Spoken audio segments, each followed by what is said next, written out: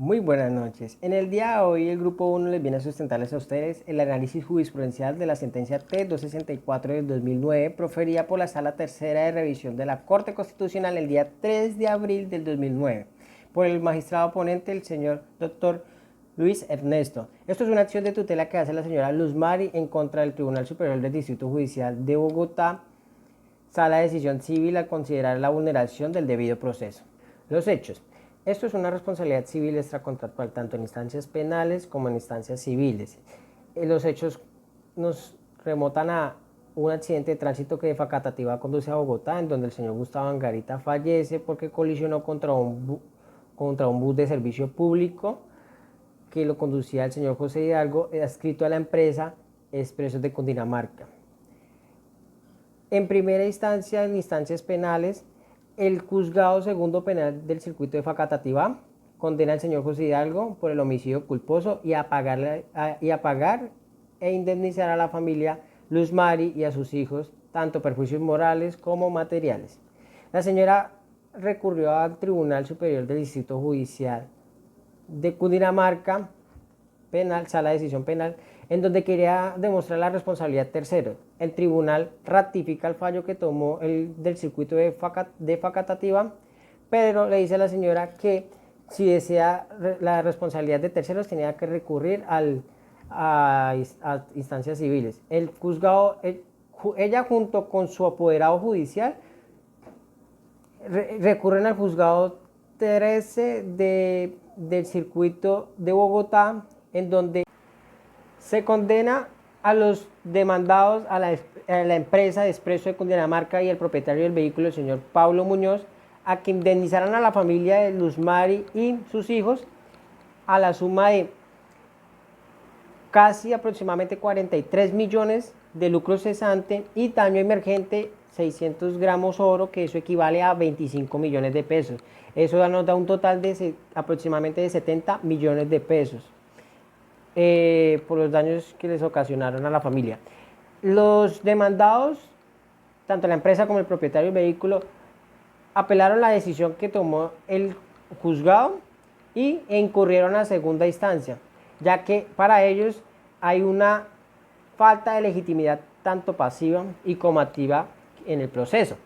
En el segunda instancia, el Tribunal Superior del Distrito Judicial de Bogotá, Sala de Decisión Civil, toma la decisión de revocar ese fallo que obtuvo en primera instancia y les dio la razón a los demandados, ya que para el tribunal hay una falta de legitimidad tanto activa por la señora porque no era de rasgos de sangre, o sea, no era de herencia, y por pasiva porque se considera que hubo falta de legitimidad tanto pasiva porque el propietario alegaba que el automotor en ese instante, el automóvil no era propietario. ¿Cuáles son esas pretensiones que quiere la señora Luz Mari? Ella quiere que la Corte Constitucional revoque ese fallo que tuvo en segunda instancia. Porque para ella dice que al momento de presentar la demanda, ella cumplió con todos los requisitos, cumplió con la legitimidad tanto activa como pasiva. Y ella quiere que se declare responsable responsable de los terceros, responsable a terceros por el daño, por el accidente o la responsabilidad extracontractual que tuvo el señor Gustavo Angarita. Esas son las pretensiones que quiere la señora Luz Mari. Ahora, en el proceso encontramos varios principios. Por ejemplo, está el principio. ¿Cuáles son los principios que nosotros encontramos? El acceso a la justicia, el debido proceso, recurso de doble instancia, dispositivo, tanto inquisitivo.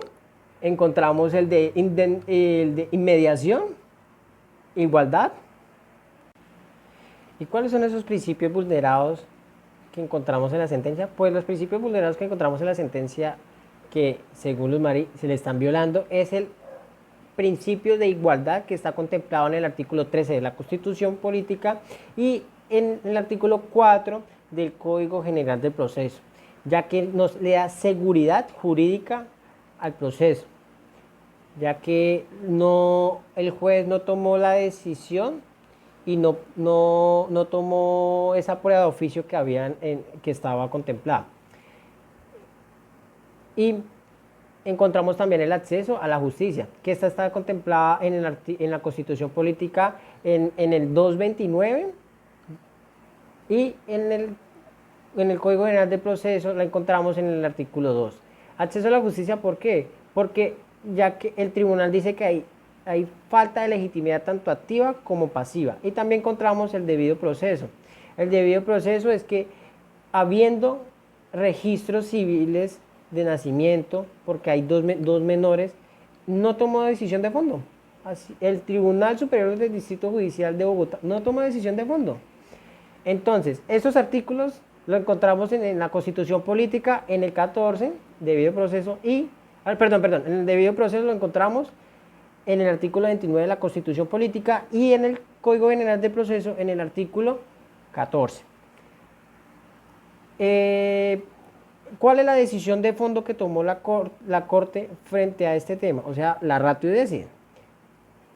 Para empezar la ratio decide hay que empezar por el problema jurídico, de la cual está contemplada la sentencia así. Incurrió el juez de segunda instancia en un defecto procedimental o fáctico al no decretar de oficio las pruebas que, de acuerdo con el material portado por las partes, resultaban imprescindibles para la adopción de un fallo a fondo. Esto quiere decir de que por qué para la Corte Constitucional en la ratio del 100 se le hace extraño que por qué el Tribunal Superior del Distrito Judicial de Bogotá, Sala de Decisión Civil, tomara esa decisión sabiendo que habían pruebas que ratificaban el parentesco de los menores. Habían registros de nacimiento que declaraban que él, Gustavo Angarita, era el padre de los menores y esposo de la señora Luz Mari. Entonces, para la Corte, dice que para la Corte el tribunal cometió un tremendo fallo porque eso lo debió de ordenar el juez, esas pruebas de oficio, de lo cual la omitió. También legitimidad por pasiva. ¿Por qué? Porque el automotor estaba escrito cuando ocurrieron los hechos por el señor Pablo Muñoz. No como lo argumenta él de que el vehículo era por herencia que le había dejado un familiar. No, en el transcurso, en el instante de los hechos que ocurrió el accidente, el vehículo automotor estaba escrito, servicio público, estaba escrito al señor Pablo Muñoz. Entonces, de acuerdo a la sentencia de la Corte Constitucional, tomó ese veredicto de que el Tribunal Superior del Distrito Judicial de Bogotá falló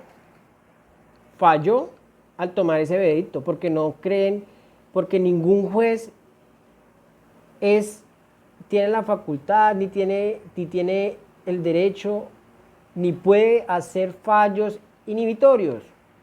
Y eso está contemplado y lo ha dicho la jurisprudencia. Por ejemplo, aquí en la sentencia que más tocó la Corte Constitucional fue la T-134 del 2004, de la cual se le estaban presentando la vulneración a un señor porque no le pagaban, porque la caja de compensación no le pagaba las primas. Entonces, para la Corte Constitucional, para ellos, el juez es la autonomía del proceso, el juez es el que dirige el proceso, el juez no puede vulnerar cualquier prueba, tiene que tomarlas todas, así sea por muy mínimas que sean, tienen que estar durante el proceso, de la cual a él le faculta tomar una decisión de acuerdo a las pruebas. No entiende por qué ese juez tomó una decisión sabiendo que habían pruebas de oficio. Había menores que ratificaban el parentesco del señor. Y ahora, según la Corte Suprema de Justicia, el juez actuó con buena fe. Pero acá prevalece es la decisión que tomó la Corte Constitucional, porque prevalece más el derecho fundamental que el derecho sustancial. La decisión que tomó la Corte Constitucional fue, primero, revocar lo que dijo la Corte Suprema de Justicia. Segundo, concederle los derechos vulnerados al debido proceso y a la administración de justicia a la señora Luz María. Tercero, revocar el fallo que tomó el Tribunal Superior de Bogotá, Sala Civil, y que ellos en 14 días tomen un nuevo fallo para garantizarle a la señora Luz María el rápido acceso a la justicia. Muchas gracias.